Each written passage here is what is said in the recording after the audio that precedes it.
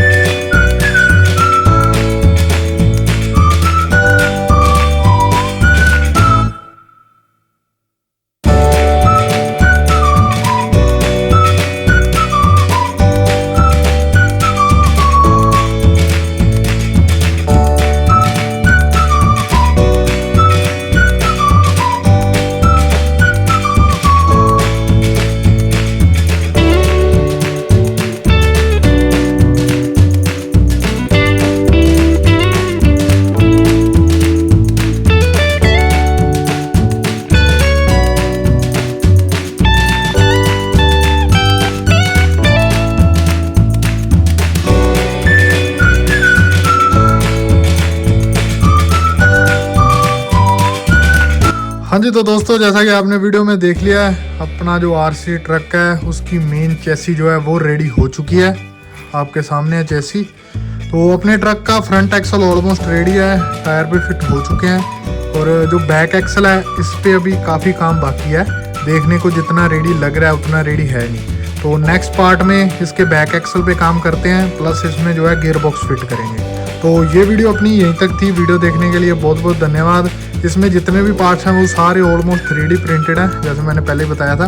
बाकी आगे जो है इसमें और जो मॉडिफिकेशन करेंगे उसके बारे में मैं डिटेल में वीडियो लाता रहूँगा। तो आपको जल्दी इसकी वीडियोस मिलती रहेंगी जैसे जैसे इस पर काम चलता जाएगा। तो वो मिलते हैं नेक्स्ट पार्ट में।